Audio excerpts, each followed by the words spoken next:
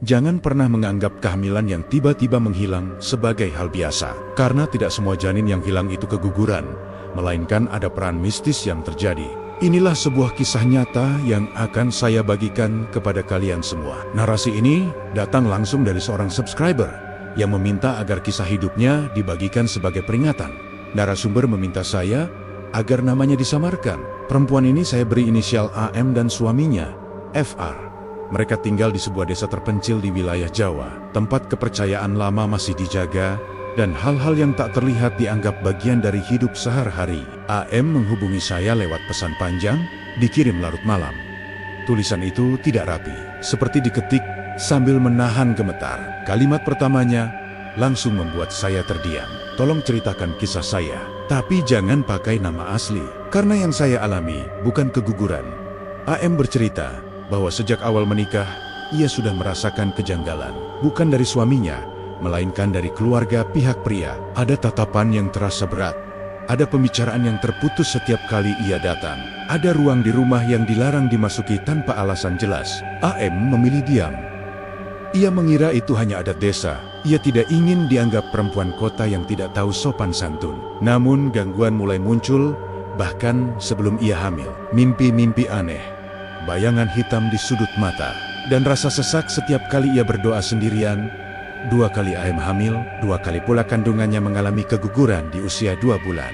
Semua orang bilang itu takdir. Semua orang menyuruhnya ikhlas. Sampai di tahun ketiga pernikahan, AM kembali hamil. Kali ini berbeda. 3 kali diperiksa bidan kampung, dinyatakan sehat, detak jantung terdengar jelas. Perutnya mulai membesar. Namun di bulan kelima, sesuatu yang tidak masuk akal terjadi, dan sejak saat itu, AM yakin apa yang hilang dari tubuhnya bukan sekadar janin. Sebelum mengakhiri ceritanya, AM menulis satu pesan. Tolong ingatkan orang-orang, jangan pernah mengabaikan tanda-tanda sejak awal. Peringatan, cerita ini mengandung unsur mistis dan kepercayaan lokal. Mohon disikapi dengan bijak. Sebelum cerita ini berlanjut, bantu subscribe channel ini, tekan like, dan share video ini, agar kisah seperti ini bisa menjadi pengingat bagi lebih banyak orang. Mari kita saling mendoakan. Semoga kejadian ini menjadi pelajaran dan tidak pernah terjadi pada siapapun yang menonton. AM menikah dengan FR pada usia yang cukup matang. Pernikahan itu bukan hasil paksaan dan bukan pula perjodohan. Mereka saling mengenal, saling menyukai, dan percaya bahwa cinta sudah cukup menjadi bekal untuk membangun rumah tangga. Namun sejak hari pertama AM resmi menjadi istri dan menginjakan kaki di rumah keluarga FR, perasaan asing langsung menempel di dadanya. Perasaan seolah ia telah memasuki wilayah yang bukan sepenuhnya miliknya. Bukan gugup sebagai pengantin baru, dan bukan pula takut meninggalkan rumah orang tua, melainkan rasa tidak nyaman yang muncul tanpa sebab yang bisa ia jelaskan. Rumah keluarga FR berada di pinggir desa, dikelilingi kebun dan pepohonan tua yang membuat udara di sekitarnya selalu terasa dingin, bahkan di siang hari. Saat pertama kali tiba, ibu mertua memeluk AM dengan singkat tanpa senyum dan tanpa doa. Pelukannya terasa dingin dan kaku. Ayah mertua hanya mengangguk lama sambil menatap tubuh AM dari ujung kepala hingga kaki, seolah sedang menilai sesuatu yang tidak terlihat. Sekarang, kamu sudah jadi bagian keluarga sini, ucapnya pelan, dengan nada datar yang terdengar lebih seperti penetapan daripada sambutan. Dan AM mencoba mengabaikan perasaan tidak enak itu dan meyakinkan dirinya bahwa semua ini hanyalah proses penyesuaian sebagai menantu baru. Ia bangun paling pagi, membersihkan rumah, memasak, dan berusaha patuh pada semua aturan yang diucapkan maupun yang tidak pernah dijelaskan. Namun perlahan ia menyadari bahwa ada banyak larangan yang seolah menggantung di udara. Salah satunya adalah sebuah kamar di bagian belakang rumah yang pintunya selalu tertutup dan digembok dari luar. Ketika suatu pagi AM mencoba membersihkan area di sekitarnya, belum sempat tangannya menyentuh gagang pintu, ibu mertua sudah berdiri di belakangnya dengan wajah tegang dan suara yang meninggi. Ia melarang AM mendekat dan mengatakan kamar itu tidak dipakai. Sejak saat itu, setiap kali AM melewati lorong menuju kamar tersebut, ia selalu merasa ada tatapan yang mengikutinya dari balik pintu tertutup. Malam pertama setelah resepsi, AM dan FR tidur di kamar kecil di samping dapur. Saat lampu dipadamkan dan FR terlelap, AM mendengar suara langkah kaki pelan di luar kamar. Ia mengira itu ayah atau ibu mertua yang hendak ke kamar mandi. Tetapi langkah itu berhenti tepat di depan pintu kamar mereka. Tidak ada suara lain, dan tidak ada pintu dibuka. Hanya keheningan yang terasa terlalu lama. AM menahan napas sampai dadanya terasa sesak. Dan baru setelah beberapa menit, langkah itu menjauh begitu saja. Keesokan paginya, AM tidak berani menanyakan apapun. Hari-hari berikutnya dipenuhi keanehan yang terus muncul. Peralatan dapur sering berpindah tempat tanpa ada yang merasa memindahkannya. Air sumur terkadang berbau amis. Ayam peliharaan mati mendadak tanpa luka. Setiap kali AM mencoba bertanya, jawabannya selalu sama. Ia dianggap terlalu banyak berpikir. FR tidak pernah benar-benar membela. Ia hanya meminta AM menyesuaikan diri dan mengatakan bahwa di desa memang banyak pantangan serta tidak semua hal perlu diketahui. Kalimat itu diucapkan berkali-kali hingga terdengar seperti peringatan. AM mulai sering bermimpi aneh. Dalam mimpinya ada perempuan tua berambut panjang duduk di sudut kamar dan menatapnya tanpa ekspresi. Yang membuat AM gelisah, pandangan perempuan itu selalu tertuju ke perutnya. Padahal saat itu, AM belum hamil. Setiap terbangun dari mimpi tersebut, perut AM terasa dingin. Bukan sakit dan bukan mual, melainkan dingin seperti tersentuh air sumur pada tengah malam. Sebulan setelah menikah, tubuh AM mulai berubah. Ia mudah lelah dan mual datang pagi serta malam. Bidan kampung memastikan ia hamil 2 bulan. Kabar itu seharusnya disambut bahagia, tetapi reaksi keluarga FR justru terasa ganjil. Tidak ada syukuran dan tidak ada doa bersama. Ibu mertua hanya berpesan agar AM tidak banyak bercerita ke orang luar. Sejak itu, larangan demi larangan muncul. AM tidak boleh keluar rumah menjelang maghrib. Tidak boleh menyisir rambut pada malam hari. Tidak boleh berdiri lama di depan cermin. Dan yang paling aneh, ia dilarang menyentuh perutnya sendiri saat malam. Ketika AM bertanya alasannya, jawabannya hanya satu kata yang terdengar dingin, tahan.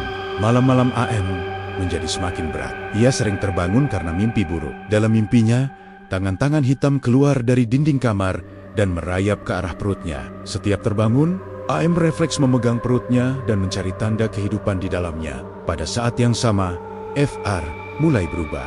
Ia tidak menjauh secara fisik, tetapi ada jarak yang tidak terlihat. Ia sering pulang lebih malam, dan setiap kali AM menceritakan mimpinya, FR hanya meminta agar semua itu tidak dibicarakan, karena takut menjadi kenyataan. Di usia kandungan 2 bulan, AM mulai merasakan nyeri ringan dan perasaan kosong yang aneh di perutnya. Suatu pagi, ia terbangun dan merasa perutnya tidak lagi terasa penuh. Ia berlari ke kamar mandi dan menemukan darah. Tidak banyak dan tidak deras, tetapi cukup membuat kakinya lemas. Yang membuat AM semakin takut, keluarga FR tidak panik. Tidak ada teriakan dan tidak ada kepanikan. Mereka hanya berkata dengan nada datar bahwa memang belum rezekinya. AM keguguran. Malam setelah keguguran itu, AM kembali bermimpi tentang perempuan tua yang sama. Kali ini perempuan itu tersenyum dan berbisik bahwa semuanya masih bisa. AM terbangun sambil menangis dan mencoba menceritakan mimpinya kepada ibu mertua. Namun wajah ibu mertua langsung berubah tegang dan melarang AM menceritakan mimpi itu kepada siapapun, terutama kepada orang luar. Sejak saat itu, AM mulai memahami satu hal. Ada sesuatu di rumah itu yang tidak pernah menginginkannya, sekadar menjadi menantu biasa. Dan sesuatu itu belum selesai dengannya. Setelah keguguran pertama itu, tubuh AM perlahan pulih. Tetapi pikirannya tidak pernah benar-benar kembali tenang. Ada sesuatu yang tertinggal di rumah itu.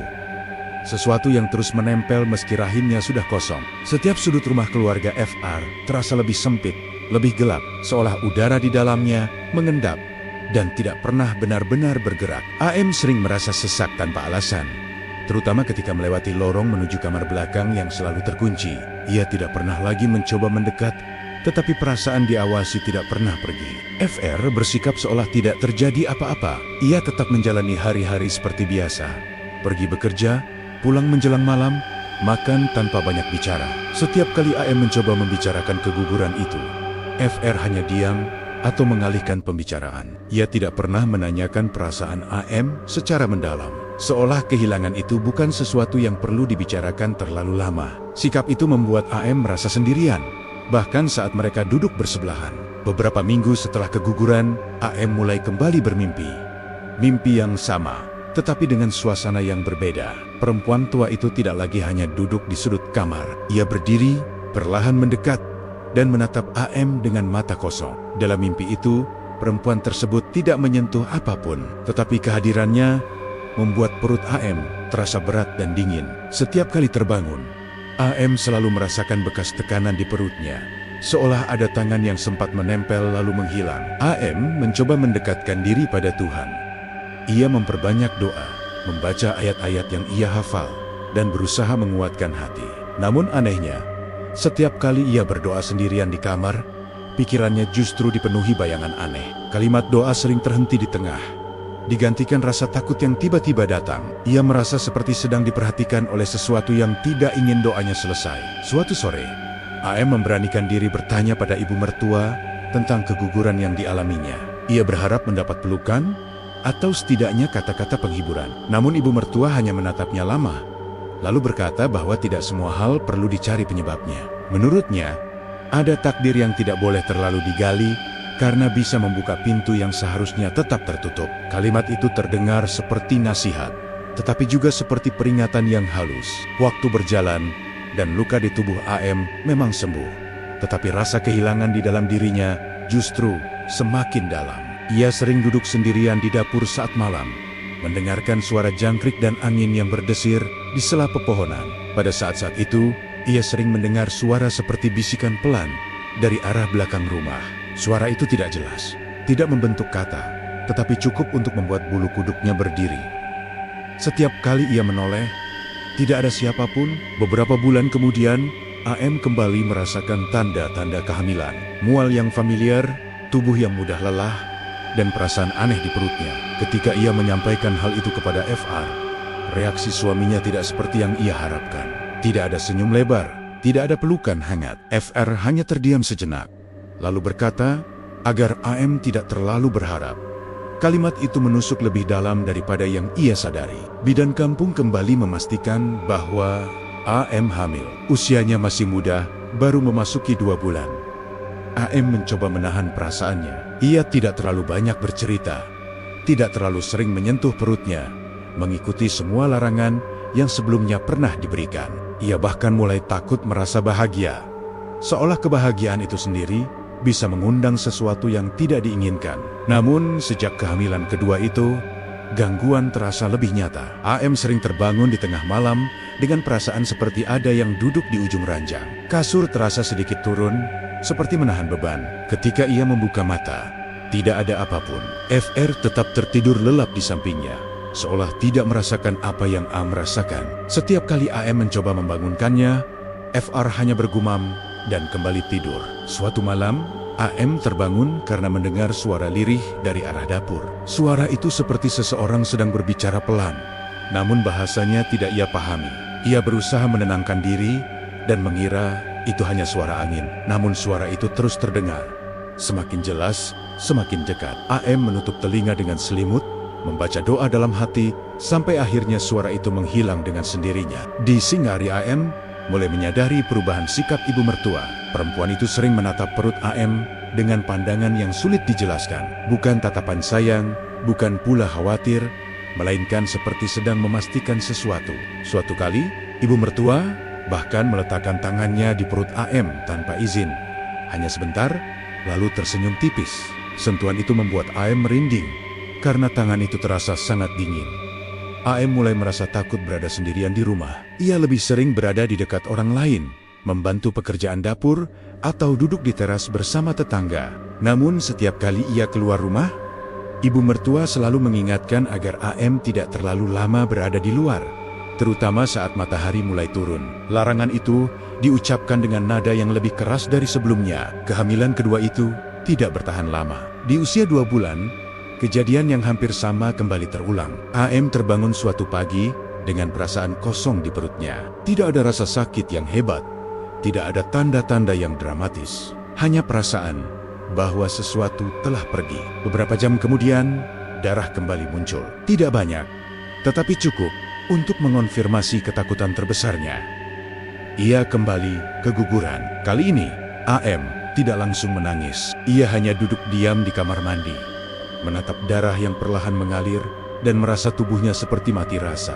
Keluarga Evar kembali bereaksi dengan cara yang sama. Tenang, terlalu tenang.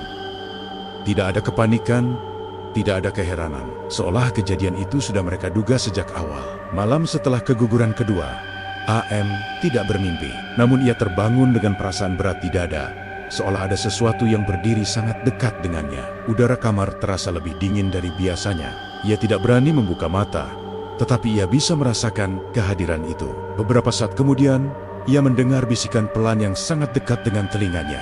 Suara itu berkata bahwa ia belum selesai. Keesokan harinya, AM mencoba berbicara pada FR dengan lebih serius. Ia mengatakan bahwa ia merasa ada sesuatu yang tidak wajar, bahwa keguguran yang ia alami terasa berbeda. Namun, FR justru terlihat gelisah. Ia meminta AM berhenti berbicara seperti itu dan mengatakan bahwa semua ini hanyalah cobaan. Wajah FR terlihat pucat saat mengucapkan kalimat itu, seolah ia sendiri menyimpan ketakutan yang tidak berani diungkapkan.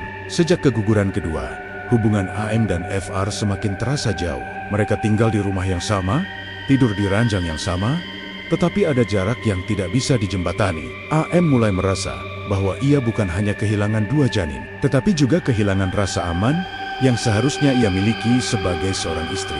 Dan di dalam hatinya, tumbuh keyakinan yang semakin kuat bahwa apa yang terjadi padanya bukanlah sekadar keguguran berulang, melainkan bagian dari sesuatu yang jauh lebih besar dan lebih gelap. Sesuatu yang perlahan mulai menuntut lebih banyak darinya. Waktu berjalan perlahan setelah keguguran kedua, tetapi bagi AM, setiap hari terasa seperti beban yang harus diseret. Tubuhnya mungkin terlihat pulih, namun di dalam dirinya ada kehampaan yang sulit dijelaskan. Ia mulai sering melamun, duduk berlama-lama tanpa tujuan, menatap halaman rumah keluarga FR yang dipenuhi pohon tua dan tanah lembab. Rumah itu tidak pernah terasa hangat baginya. Bahkan saat matahari sedang terik, ada dingin yang tetap menetap di udara.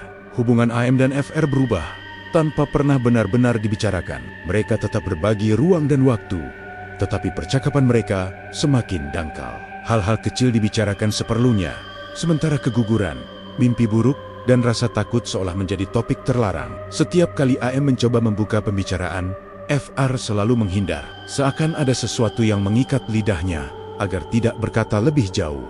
Kemudian, AM mulai memperhatikan kebiasaan keluarga FR yang sebelumnya tidak terlalu ia perhatikan. Setiap malam tertentu, ibu mertua selalu bangun lebih awal dari subuh. Ia tidak ke dapur dan tidak ke kamar mandi. Ia keluar rumah, menuju arah belakang, membawa sesuatu yang dibungkus kain gelap. AM tidak pernah berani bertanya, tetapi setiap kali melihat bayangan itu menghilang di balik pepohonan, jantungnya berdetak lebih cepat. Ada pula hari-hari ketika rumah terasa lebih sunyi dari biasanya. Tidak ada suara radio, tidak ada obrolan ringan, seolah semua orang sedang menunggu sesuatu. Pada hari-hari itu, AM sering merasakan pusing dan perutnya terasa dingin, meski ia tidak sedang hamil. Sensasi itu datang tiba-tiba dan pergi tanpa sebab. A mencoba mencari penjelasan dengan caranya sendiri. Ia mulai mengingat kembali mimpi-mimpi yang sering datang. Perempuan tua itu, tatapannya, senyumnya yang tidak pernah terasa ramah. Perlahan, AM menyadari bahwa sosok itu selalu muncul di saat tertentu. Saat ia lelah, saat ia berharap, saat ia mulai merasa aman. Kesadaran itu membuat AM takut berharap pada apapun. Tahun ketiga pernikahan mereka tiba tanpa perayaan apapun. Tidak ada ucapan khusus dari keluarga FR. Hari itu berlalu seperti hari biasa. Namun di dalam diri AM, ada perasaan aneh yang sulit dijelaskan. Seolah sesuatu sedang mendekat. Perasaan itu semakin kuat ketika beberapa minggu kemudian, tubuhnya kembali menunjukkan tanda-tanda yang familiar. Mual datang lagi. Lelah yang tidak biasa. Pusing saat bangun tidur. AM menahan diri untuk tidak langsung berpikir bahwa ia hamil. Ia takut harapan itu akan kembali direnggut. Namun ketika bidan kampung memastikan bahwa ia memang mengandung, AM tidak langsung menangis atau tersenyum. Ia hanya terdiam lama, memegang perutnya dengan tangan gemetar. Berbeda dari sebelumnya, keluarga FR kali ini menunjukkan reaksi yang lebih terkontrol. Tidak ada larangan baru yang aneh. Tidak ada peringatan keras. Ibu mertua hanya mengingatkan agar AM menjaga diri dan tidak terlalu banyak aktivitas. Sikap itu justru membuat AM semakin waspada. karena ketenangan yang tiba-tiba terasa tidak wajar. Kehamilan kali ini terasa lebih nyata. Perut AM mulai membesar perlahan. Tubuhnya berubah dengan jelas. 3 kali ia memeriksakan diri ke bidan kampung. Dan setiap kali itu pula, ia dinyatakan sehat. Detak jantung terdengar. Tidak ada keluhan yang mencurigakan. Bidan bahkan mengatakan bahwa kehamilan ini tampak lebih kuat dibanding sebelumnya. AM mulai berani berharap, meski harapan itu selalu disertai rasa takut. Ia berbicara pelan pada perutnya saat sendirian. Ia membelai perutnya di siang hari, tetapi selalu menahan diri saat malam tiba. Ia masih mengingat larangan lama yang tidak pernah benar-benar dicabut. Malam hari tetap menjadi waktu yang membuatnya gelisah. FR terlihat sedikit lebih perhatian di awal kehamilan ini. Ia mengantar AM ke bidan, menanyakan kondisinya, dan sesekali menyentuh perut AM dengan ragu. Namun setiap kali AM mencoba membicarakan masa depan, FR selalu mengalihkan pembicaraan. Ia tidak pernah membahas nama anak, tidak pernah membicarakan rencana. Setelah kelahiran, seolah ada batas yang tidak boleh dilewati. Memasuki bulan keempat, AM mulai merasakan gerakan halus di perutnya. Getaran kecil yang membuat matanya berkaca-kaca. Untuk pertama kalinya sejak menikah, ia merasa benar-benar hidup. Ia merasa ada sesuatu yang tumbuh dan bertahan di dalam dirinya. Perasaan itu membuatnya lupa sejenak pada rasa takut yang selama ini mengintai. Namun bersamaan dengan itu, suasana rumah mulai berubah. Udara terasa lebih berat. Malam terasa lebih panjang. AM sering terbangun tanpa alasan jelas. Jantungnya berdebar kencang. Kadang ia mendengar suara seperti sesuatu yang diseret di tanah dari arah belakang rumah. Kadang ia mencium bau amis yang tiba-tiba muncul lalu menghilang. Ibu mertua kembali sering menghilang di waktu-waktu tertentu. Ia tidak pernah menjelaskan kemana ia pergi. Ketika AM mencoba bertanya, jawabannya singkat dan dingin. FR pun semakin sering pulang larut.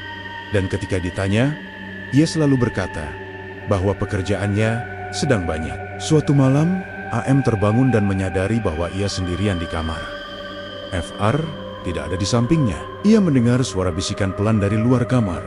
Suara yang tidak bisa ia pahami, tetapi terasa akrab. Dengan jantung berdebar, AM bangkit dan mengintip melalui celah pintu.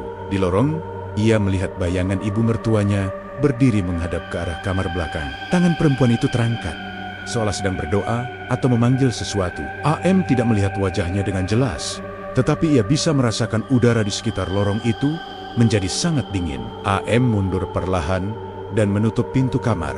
Tubuhnya gemetar. Sejak malam itu, AM tidak pernah lagi merasa tenang. Setiap gerakan di perutnya membuatnya bersyukur sekaligus takut. Ia mulai mencatat perubahan pada tubuhnya. Takut suatu pagi ia kembali merasakan kekosongan yang sama seperti sebelumnya. Ia mencoba menjaga diri sebaik mungkin, menghindari stres, dan memperbanyak doa. Meski doanya sering terputus oleh rasa cemas, bulan keempat berakhir tanpa kejadian besar. AM mulai berpikir bahwa mungkin kali ini segalanya akan baik-baik saja. Namun di balik ketenangan itu, ada perasaan yang terus menghantui. Perasaan bahwa semua ini terlalu tenang, terlalu rapi, seolah sebuah badai sedang menunggu waktu untuk datang. Dan tanpa AM sadari, bulan kelima sudah semakin dekat, membawa sesuatu yang akan mengubah hidupnya dengan cara yang tidak pernah ia bayangkan.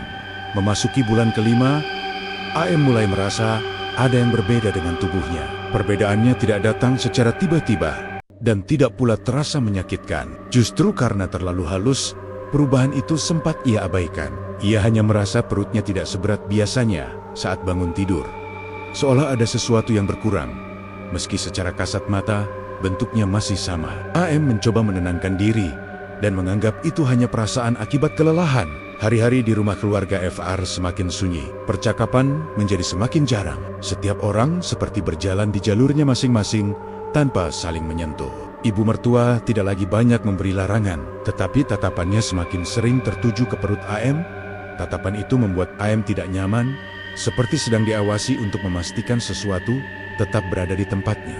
Gerakan janin yang sebelumnya terasa mulai jarang, tidak hilang sepenuhnya, tetapi tidak seaktif beberapa minggu lalu. AM mencoba menyentuh perutnya dan berbicara pelan, berharap merasakan balasan. Kadang ia merasa ada getaran kecil, kadang tidak sama sekali. Setiap kali itu terjadi, dadanya terasa sesak oleh rasa takut yang tidak ingin ia akui. Suatu pagi, saat AM sedang mandi, ia menatap pantulan tubuhnya di cermin. Ia terdiam lama, perutnya masih membesar. Tetapi, ada yang terasa tidak seimbang. Bagian bawah perutnya tampak sedikit lebih kempis dari biasanya. AM memegang perutnya dengan kedua tangan, mencoba memastikan apa yang ia lihat. Jantungnya berdetak lebih cepat. Ia memalingkan wajah dari cermin, tidak sanggup menatap lebih lama. Ia mencoba membicarakan perasaannya kepada FR. Ia mengatakan bahwa gerakan janin terasa berkurang dan perutnya terasa aneh. FR mendengarkan, tetapi wajahnya terlihat tegang. Ia tidak langsung menjawab. Setelah beberapa saat, ia hanya berkata bahwa AM terlalu cemas dan sebaiknya banyak istirahat. Tidak ada ajakan untuk memeriksakan diri ke bidan. Tidak ada kepanikan, sikap itu membuat AM merasa semakin sendirian. Hari berikutnya, AM kembali memeriksa diri ke bidan kampung. Pemeriksaan berlangsung singkat. Bidan mengatakan bahwa detak jantung masih terdengar, meski terdengar lebih pelan. Ia menyarankan AM untuk banyak makan dan tidak terlalu memikirkan hal aneh. AM pulang dengan perasaan campur aduk. Ia lega, sekaligus tidak tenang. Malam hari, AM kembali bermimpi. Perempuan tua itu datang lagi. Kali ini wajahnya terlihat lebih jelas. Keriputnya dalam, matanya kosong, dan senyumnya tipis. Dalam mimpi itu, perempuan itu berdiri sangat dekat. Begitu dekat hingga AM bisa mencium bau tanah basah dari tubuhnya. Tangan perempuan itu terangkat perlahan dan berhenti tepat di depan perut AM tanpa menyentuh. Ia hanya berkata satu kalimat, bahwa waktunya hampir tiba. AM terbangun dengan tubuh berkeringat dingin. Perutnya terasa dingin dan kosong. Ia langsung menyalakan lampu dan memeriksa dirinya. Bentuk perutnya masih ada, tetapi perasaan penuh yang biasanya ia rasakan sudah berkurang. Ia duduk di ranjang sambil memeluk perutnya, mencoba menahan tangis agar tidak terdengar oleh orang-orang di rumah. Sejak malam itu, perubahan pada tubuh AM menjadi semakin jelas. Setiap pagi, perutnya terasa sedikit lebih kecil. Tidak drastis, tetapi cukup untuk disadari oleh AM sendiri. Anehnya, tidak ada rasa sakit, tidak ada darah, tidak ada tanda-tanda keguguran seperti sebelumnya. Semua terjadi dalam diam. Ibu mertua mulai lebih sering berada di rumah. Ia jarang keluar, tetapi setiap sore ia duduk di teras menghadap ke halaman belakang, seperti menunggu sesuatu. Pada waktu tertentu, AM mencium bau amis yang kuat, terutama saat matahari mulai turun. Bau itu datang tiba-tiba dan menghilang tanpa jejak. AM mencoba menghitung usia kandungannya dan membandingkan dengan ukuran perutnya. Semakin ia menghitung, semakin ia panik. Secara logika perutnya seharusnya semakin besar, bukan sebaliknya. Ia mencoba menghubungi bidan lagi, tetapi selalu ada alasan untuk menunda. Entah bidan sedang tidak ada di rumah, entah Evar mengatakan bahwa besok saja lebih baik. Gerakan janin hampir tidak terasa lagi. Kadang AM merasa ada sesuatu yang bergerak, tetapi perasaan itu lebih seperti denyut samar daripada tendangan. Ia mulai berbicara dengan perutnya lebih sering, memohon dalam hati agar apapun yang ada di dalamnya bertahan. Setiap doa terasa berat, seolah ada sesuatu yang menekan dadanya setiap kali ia menyebut nama Tuhan. Suatu sore, AM memberanikan diri menyentuh perutnya lebih lama. Ia menyadari bahwa kulit perutnya terasa lebih kendur. Ia menangis pelan, duduk di lantai kamar, merasa tubuhnya sendiri sedang mengkhianatinya. Dalam keheningan itu, ia mendengar suara lirih dari arah kamar belakang. Suara seperti sesuatu yang bergerak pelan, diseret di lantai tanah. AM menutup telinganya dan mencoba mengabaikan suara itu. Namun suara tersebut semakin jelas, disertai bisikan yang tidak ia pahami. Tubuhnya gemetar. Ia merasa sangat kecil dan tidak berdaya. Pada saat itulah keyakinan mulai tumbuh di dalam dirinya, bahwa apa yang terjadi padanya bukanlah masalah medis. Malam menjelang, dan perut AM kembali terasa lebih kecil dibanding pagi hari. Ia berdiri di depan cermin, menatap pantulan dirinya dengan mata sembab. Dalam hatinya, ia tahu bahwa sesuatu sedang pergi, perlahan, tanpa suara, tanpa darah, tanpa izin, dan yang paling menakutkan, ia merasa tidak ada seorang pun di rumah itu yang benar-benar terkejut atau panik dengan perubahan tersebut. Saat itu, AM belum tahu bahwa apa yang akan terjadi selanjutnya akan menghapus sisa harapan yang masih ia simpan. Ia hanya tahu satu hal, ia sedang kehilangan sesuatu yang seharusnya tumbuh di dalam dirinya, dan kehilangan itu terjadi di tempat yang seharusnya menjadi rumah. Pagi itu, AM terbangun dengan perasaan yang tidak bisa ia jelaskan. Tidak ada mimpi buruk, Tidak ada suara aneh, tetapi dadanya terasa kosong, seperti baru saja kehilangan sesuatu yang penting. Ia duduk perlahan di tepi ranjang, dan tanpa sadar, meletakkan tangan di perutnya. Sentuhan itu membuat tubuhnya menegang. Perutnya terasa jauh lebih kecil dari malam sebelumnya. Bukan sekadar perasaan, ia bisa merasakannya dengan jelas. AM bergegas berdiri dan menuju cermin.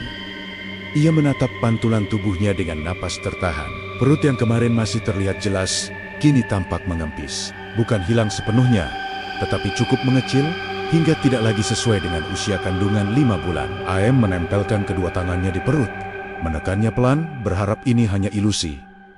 Namun, tidak ada gerakan, tidak ada denyut yang ia kenal. Hanya keheningan.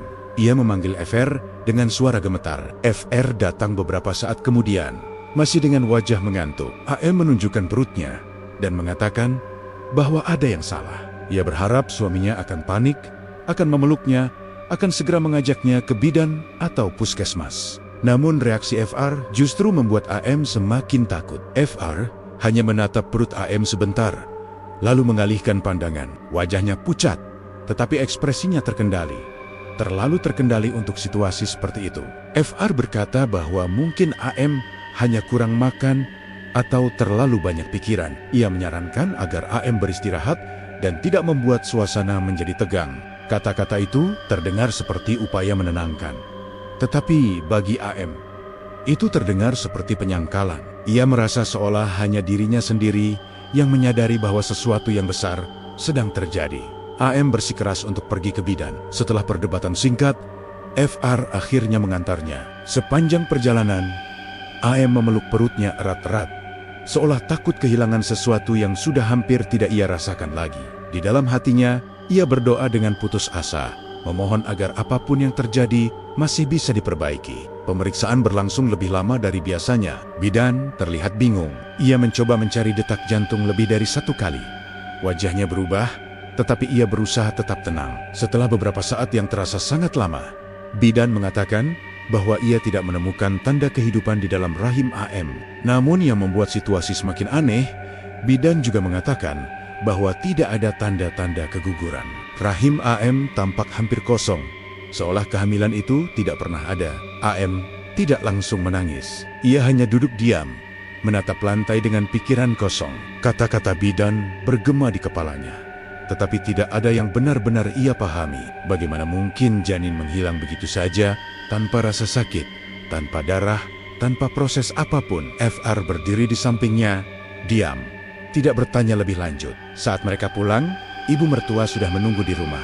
Entah bagaimana ia tahu, AM baru saja dari bidan. Tanpa bertanya, ia menyuruh AM masuk ke kamar dan beristirahat. Nada suaranya lembut, hampir menenangkan. Namun di mata AM, kelembutan itu terasa seperti sesuatu yang dibuat-buat. Malam itu, AM tidak bisa tidur. Ia meraba perutnya berkali-kali, mencoba menerima kenyataan bahwa sesuatu yang sempat tumbuh di dalam dirinya kini benar-benar tidak ada. Tubuhnya terasa kosong dan dingin. Ia tidak merasakan sakit fisik, tetapi dadanya terasa seperti diremas dari dalam. Sekitar tengah malam, AM mendengar suara langkah pelan di luar kamar. Langkah itu berhenti tepat di depan pintu. Ia mengenali suara itu. Bukan langkah FR, bukan pula langkah ibu mertua yang biasa ia dengar. Langkah itu lebih ringan, lebih pelan, seolah tidak sepenuhnya menyentuh lantai. AM memejamkan mata, berpura-pura tidur. Ia mendengar pintu kamar dibuka perlahan. Udara dingin masuk ke dalam ruangan. Ia bisa merasakan kehadiran sesuatu yang berdiri sangat dekat dengan ranjang. Napasnya terasa berat, seolah udara di sekitarnya menekan dadanya. Dalam keadaan setengah sadar, AM merasakan sentuhan dingin di perutnya. Bukan sentuhan kasar, melainkan sentuhan yang hampir lembut. Bersamaan dengan itu, ia mendengar bisikan yang sangat dekat dengan telinganya. Suara itu tidak berbicara dalam bahasa yang ia pahami, tetapi di dalam kepalanya, maknanya terasa jelas. Sesuatu telah diambil, sesuatu yang dianggap sebagai milik. AM tidak berani membuka mata. Air mata mengalir tanpa suara. Ia merasa seluruh tubuhnya kaku, tidak mampu bergerak. Setelah beberapa saat, kehadiran itu menghilang. Pintu kamar kembali tertutup pelan, meninggalkan keheningan yang menyesakkan. Pahi Arinja AM bangun dengan perut yang benar-benar rata. Tidak ada lagi tanda-tanda kehamilan. Tidak ada rasa berat. Tidak ada gerakan. Ia menatap langit-langit kamar dan menyadari bahwa apa yang ia takuti telah terjadi. Janin itu tidak gugur. Ia tidak keluar. Ia tidak meninggalkan jejak apapun. Keluarga FR bersikap seolah semuanya sudah selesai. Tidak ada pembicaraan panjang. Tidak ada rencana pengobatan, tidak ada usaha mencari penjelasan medis lebih lanjut. Sikap itu membuat AM semakin yakin bahwa apa yang terjadi padanya bukanlah kejutan bagi mereka. Hari itu, AM duduk sendirian di kamar, memandangi perutnya yang kosong. Ia merasa kehilangan yang sangat dalam, kehilangan yang tidak bisa dijelaskan dengan kata-kata. Di dalam hatinya muncul keyakinan yang semakin kuat bahwa janin yang ia kandung tidak pernah benar-benar hilang, melainkan diambil oleh sesuatu yang sejak awal memang menunggunya. Hari-hari setelah perut AM benar-benar rata berjalan, seperti kabut tebal yang tidak kunjung terangkat. Tubuhnya masih sehat secara fisik, tidak ada pendarahan, tidak ada demam, tidak ada tanda bahwa ia baru saja kehilangan kandungan. Justru itulah yang paling menyiksa. Semua orang di rumah bersikap seolah tidak terjadi apa-apa. Ibu mertua kembali memasak seperti biasa. FR kembali berangkat pagi dan pulang sore tanpa banyak bicara. Tidak ada doa bersama, tidak ada tangisan, tidak ada upaya mengobati luka yang tidak terlihat. Am mulai merasa dirinya sendirilah yang aneh. Ia mulai mempertanyakan kewarasannya sendiri. Namun setiap kali ia berdiri di depan cermin dan menatap perutnya, ia tahu apa yang ia rasakan itu nyata. Ada ruang kosong yang tidak hanya berada di tubuhnya, tetapi juga di jiwanya. Malam-malamnya dipenuhi mimpi yang sama. Ia selalu bermimpi berjalan di sawah berkabut, memanggil sesuatu yang tidak pernah menjawab. Dari kehauan, ia mendengar suara bayi menangis, tetapi setiap kali ia mendekat, suara itu berubah menjadi tawa pelan yang membuat bulu kuduknya berdiri. Pada suatu pagi, AM memutuskan keluar rumah sendirian. Ia berjalan menyusuri jalan tanah, menuju rumah bidan kampung yang dulu memeriksanya. Ia ingin jawaban. Ia ingin seseorang berkata bahwa ini semua masih bisa dijelaskan. Namun bidan itu hanya menggeleng pelan. Ia mengatakan bahwa sepanjang pengalamannya, ia belum pernah menemukan kasus seperti AM, kehamilan yang terkonfirmasi berkali-kali lalu. Menghilang tanpa proses apapun bukanlah sesuatu yang bisa ia jelaskan secara medis. Bidan itu sempat ragu, lalu menatap AM dengan wajah serius. Ia menyarankan AM untuk mencari orang pintar, bukan untuk menyalahkan siapapun, tetapi untuk memastikan tidak ada gangguan yang lebih besar. Kata-kata itu membuat dada AM terasa sesak. Ia pulang dengan langkah gontai, membawa keyakinan yang semakin menguat bahwa apa yang terjadi padanya bukanlah kecelakaan. Sore itu, AM memberanikan diri menanyakan semuanya kepada FR. Ia bertanya, apakah keluarganya pernah melakukan sesuatu sebelum pernikahan mereka? FR terdiam lama, terlalu lama. Wajahnya menegang, dan matanya tidak berani menatap AM. Ia berkata bahwa semua keluarga punya tradisi masing-masing, dan tidak semuanya perlu diketahui oleh orang luar. Kata luar itu menusuk AM lebih dalam dari yang ia duga. Malamnya, AM tidak bisa tidur. Ia mendengar percakapan pelan dari ruang tengah. Suara ibu mertua dan seorang laki-laki tua yang tidak ia kenal. Ia mengendap, mendekat, dan mendengarkan dari balik dinding. Ia mendengar kata-kata yang membuat tubuhnya melemah. Kata janji, kata keturunan, kata pengganti. Suara laki-laki tua itu terdengar berat dan dingin, mengatakan bahwa apa yang diambil tidak akan dikembalikan. AM mundur perlahan, kembali ke kamar dengan napas tersengal. Pikirannya kacau. Ia teringat semua kejanggalan sejak awal menikah. Sikap keluarga FR yang terlalu mengatur, larangan keluar malam tanpa alasan jelas. Sesajen kecil yang sering ia temukan di sudut dapur atau bawah pohon belakang rumah. Semua itu dulu ia anggap sebagai kebiasaan desa. Kini semuanya terasa seperti potongan-potongan yang akhirnya membentuk satu gambaran utuh. Malam itu, gangguan kembali datang. AM terbangun karena perutnya terasa dingin, bukan sakit.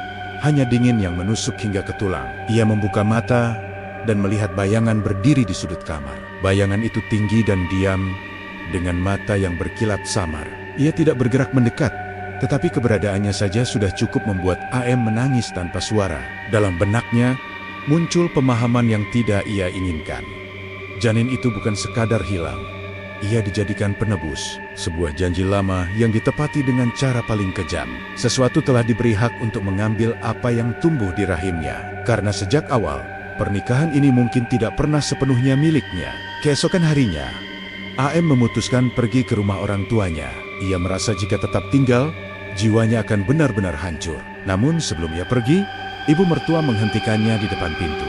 Dengan suara yang terdengar lembut namun dingin, ia berkata agar AM tidak mencoba melawan takdir. Ia mengatakan bahwa apa yang terjadi sudah seimbang, dan jika AM mencoba mencari kembali apa yang sudah diambil, maka yang akan hilang berikutnya bisa lebih berharga. Ancaman itu membuat langkah AM terhenti. Ia menatap wajah perempuan itu, dan untuk pertama kalinya melihat sesuatu yang tidak manusiawi di balik sorot matanya. Saat itu, AM sadar bahwa dirinya tidak hanya kehilangan janin, tetapi juga kehilangan rasa aman di tempat yang seharusnya menjadi rumah. Di dalam hatinya, AM tahu bahwa kebenaran ini tidak akan pernah diakui secara terbuka. Tidak akan ada pengakuan, tidak akan ada permintaan maaf. Yang ada hanya diam dan kepatuhan. Dan di tengah semua itu, AM harus memilih antara bertahan dalam pernikahan yang dibangun di atas pengorbanan, atau pergi dengan membawa luka yang tidak akan pernah sembuh sepenuhnya. AM akhirnya pulang ke rumah orang tuanya dengan alasan menenangkan diri. Tidak ada yang menahannya. FR hanya mengangguk pelan saat ia pamit. Seolah kepergiannya sudah diperhitungkan sejak awal. Perjalanan menuju desa asalnya terasa lebih panjang dari biasanya. Setiap kilometer yang ia lewati membuat dadanya terasa semakin berat. Karena di dalam kepalanya hanya ada satu pertanyaan yang terus berulang. Jika semua ini adalah janji lama, mengapa ia yang harus membayarnya? Di rumah orang tuanya, AM tidak langsung menceritakan apa yang terjadi. Ia hanya mengatakan bahwa kehamilannya bermasalah. Ibunya memeluknya lama, seolah merasakan ada sesuatu yang jauh lebih besar dari sekadar keguguran. Malam pertama di rumah itu, AM tidur dengan lampu menyala. Namun gangguan tidak berhenti. Ia bermimpi berada di kamar lamanya, mendengar suara langkah kecil berlari-lari di luar pintu. Ketika pintu dibuka, tidak ada siapa-siapa. Hanya udara dingin dan bau tanah basah. Keesokan harinya, AM mencari seseorang yang dikenal masyarakat sebagai orang yang bisa melihat hal-hal yang tidak kasat mata. Orang tua itu tinggal di pinggir desa, dekat kebun bambu. Begitu AM duduk di hadapannya, ia langsung menunduk, seolah berat untuk mengatakan sesuatu. Ia mengatakan bahwa sejak awal, AM sudah berada di dalam lingkaran perjanjian yang tidak ia buat sendiri. Pernikahannya bukan sekadar ikatan dua manusia, melainkan pengikat dua dunia yang berbeda. Orang tua itu menjelaskan bahwa keluarga FR telah lama memelihara sesuatu untuk menjaga garis keturunan dan keberuntungan. Sebagai imbalannya, setiap beberapa generasi harus ada yang diserahkan. Janin yang dikandung AM adalah bentuk penagihan. Ia tidak diambil untuk disakiti, melainkan untuk dibesarkan di tempat lain, sebagai bagian dari kesepakatan yang tidak bisa dibatalkan begitu saja. Mendengar itu, AM menangis histeris. Ia tidak peduli dengan alasan atau keseimbangan. Baginya, yang diambil adalah darah dagingnya. Orang tua itu mengingatkan bahwa mencoba mengambil kembali apa yang sudah berpindah akan membawa akibat yang lebih berat. Namun AM sudah tidak peduli. Ia merasa tidak ada lagi yang bisa ia kehilangan. Sejak hari itu, AM mulai mengalami kejadian-kejadian aneh. Ia sering merasa ada yang mengikutinya.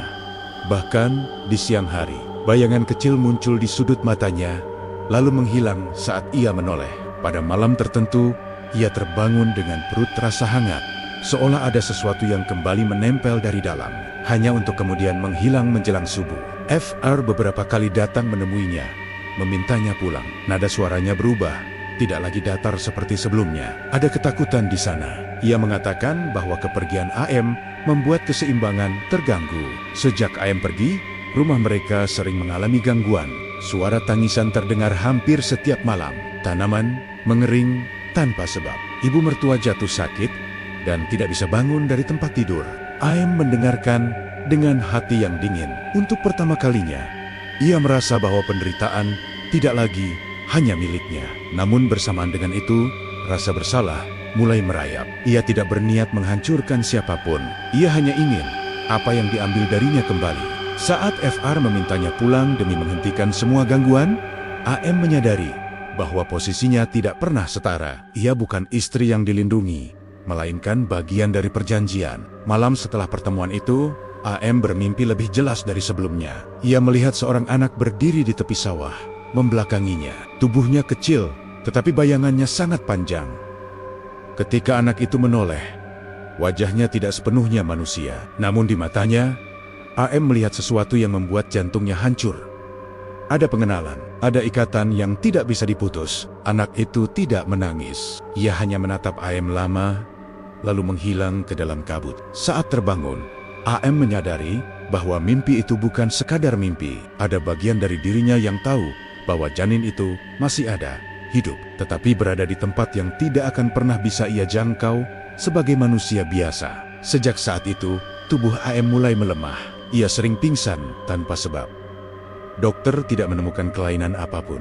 Orang tua itu akhirnya mengatakan bahwa AM sedang ditarik kembali ke dalam lingkaran perjanjian. Semakin ia melawan, semakin besar bagian dirinya yang akan terkikis. Di tengah semua itu, AM harus membuat keputusan yang tidak pernah ia bayangkan sebelumnya. Bertahan melawan berarti mempertaruhkan nyawanya sendiri dan keluarganya. Menyerah berarti menerima kehilangan yang tidak akan pernah bisa ia ceritakan sepenuhnya kepada siapapun. Dan di dalam keheningan malam, AM mulai memahami bahwa tidak semua kehilangan terlihat sebagai kematian. Ada kehilangan yang hidup bersama kita setiap hari sebagai bayangan yang tidak pernah pergi. AM akhirnya kembali ke rumah FR bukan karena keinginan, melainkan karena tubuhnya semakin sering melemah. Setiap kali malam tiba, dadanya terasa sesak, napasnya pendek, dan bayangan-bayangan itu datang tanpa diundang. Ia sadar bahwa jarak tidak membuatnya bebas. Apapun yang terikat sejak awal, tetap mengikuti kemanapun ia pergi. Saat melangkah masuk rumah itu, udara terasa lebih dingin dari biasanya. Seolah rumah tersebut mengenalinya dan menyambut dengan cara yang tidak ramah. Ibu mertua terbaring lemah di kamar. Tubuhnya kurus dan matanya cekung. Saat melihat AM, bibirnya bergerak pelan, membisikkan sesuatu yang terdengar seperti ucapan terima kasih sekaligus permohonan. FR berdiri di sudut ruangan. Wajahnya penuh kelelahan. Tidak ada pelukan, tidak ada kata sambutan. Semua terasa seperti ritual yang harus diselesaikan, bukan pertemuan keluarga. Sejak malam pertama kepulangannya, AM merasakan kehadiran itu semakin dekat. Ia tidak lagi bersembunyi di sudut kamar atau di balik mimpi. Ia hadir dalam kesadaran AM. Kadang AM mencium bau tanah basah di siang hari. Kadang ia mendengar suara napas kecil di dekat telinganya saat rumah sepi. Perutnya sering terasa hangat, lalu dingin. Seolah ada sesuatu yang datang hanya untuk mengingatkan bahwa ikatan itu belum putus. Pada suatu malam yang sangat sunyi, AM terbangun dan melihat sosok itu berdiri di dekat ranjang. Tidak menakutkan seperti yang ia bayangkan sebelumnya. Sosok itu hanya diam, memandangnya dengan mata yang dalam. Di dalam tatapan itu, AM merasakan sesuatu yang membuat air matanya jatuh tanpa tertahan. Ia tahu, tanpa perlu kata-kata, bahwa yang berdiri di hadapannya membawa bagian dari dirinya yang telah diambil. Tidak ada ancaman, tidak ada kemarahan, hanya keheningan yang berat. Di dalam keheningan itu, AM memahami satu hal yang menghancurkan hatinya. Janin itu tidak akan dikembalikan, bukan karena tidak bisa, tetapi karena memang tidak pernah dimaksudkan untuk kembali. Ia telah menjadi bagian dari dunia lain, hidup dalam aturan yang tidak bisa disentuh oleh manusia. Keesokan harinya, ibu mertua meninggal dunia. Tidak ada tanda sakit berat sebelumnya. Ia hanya pergi begitu saja, seolah tugasnya telah selesai. Pemakaman berlangsung sederhana, tidak ada tangisan berlebihan. FR tampak kehilangan, tetapi juga lega. AM berdiri sedikit jauh dari kerumunan, merasakan kekosongan yang semakin dalam. Ia menyadari bahwa kematian itu adalah penutup dari sebuah perjanjian lama, dan ia adalah saksi terakhirnya. Hubungan AM dan FR berubah menjadi asing. Mereka tinggal di rumah yang sama, tetapi seperti dua orang yang berjalan di lorong berbeda. FR tidak pernah membicarakan apa yang terjadi. AM juga berhenti bertanya. Ada luka yang terlalu dalam untuk dibuka kembali. Setiap percakapan terasa kosong, seolah kata-kata sudah kehilangan makna. Beberapa bulan kemudian, AM memeriksakan diri ke dokter. Ia dinyatakan sehat, tetapi kecil kemungkinan untuk hamil kembali. Rahimnya baik-baik saja secara medis, tetapi tubuhnya seolah menolak kemungkinan itu. Mendengar penjelasan itu, AM hanya tersenyum tipis. Di dalam hatinya, ia sudah tahu jawabannya jauh sebelum dokter mengatakannya. Pada malam tertentu, ketika angin bertiup pelan dari arah sawah, AM terkadang berdiri di depan jendela dan memejamkan mata. Dalam keheningan, ia merasa ada yang memperhatikannya dari kejauhan. Bukan untuk menakutinya, melainkan untuk mengingatkan bahwa apa yang hilang darinya tidak pernah benar-benar pergi. Hanya berpindah tempat, membawa sebagian dari dirinya yang tidak akan pernah utuh kembali. AM akhirnya menerima bahwa hidupnya akan selalu memiliki ruang kosong yang tidak bisa diisi oleh apapun. Ia belajar hidup dengan kehilangan itu, meski setiap hari terasa seperti menelan luka yang sama. Pernikahannya bertahan, tetapi jiwanya tidak pernah benar-benar pulih. Ia tetap tersenyum di depan orang lain, tetapi di dalam dirinya ada ratapan yang tidak pernah berhenti. Dan di desa terpencil itu, kisah AM tidak pernah diceritakan secara terbuka. Hanya menjadi bisik-bisik pelan di antara orang-orang tua. Tentang seorang perempuan yang kehilangan kandungannya bukan karena kematian, melainkan karena diambil. Tentang seorang ibu yang anaknya masih hidup, tetapi tidak pernah bisa dipeluk. Tentang kehilangan yang tidak memiliki makam, tidak memiliki penutup, dan akan terus hidup bersama waktu. Cerita ini bukan untuk menakut-nakuti, bukan pula untuk menghakimi siapapun. Kisah AM hanyalah satu dari banyak cerita yang mungkin tidak pernah terdengar. Terkubur di desa-desa terpencil, disimpan rapat-rapat oleh keluarga yang memilih diam. Ada kehilangan yang tidak tercatat, tidak dimakamkan, dan tidak pernah diakui secara terbuka. Kehilangan yang harus dipeluk sendirian oleh seorang ibu seumur hidupnya. Apapun yang terjadi pada AM, benar atau tidak, menurut logika, satu hal yang pasti adalah rasa sakitnya nyata. Rasa kehilangan itu nyata, dan tidak semua luka bisa disembuhkan hanya dengan waktu. Ada luka yang tetap tinggal, menjadi bayangan, menjadi sunyi yang selalu ikut kemanapun kita melangkah.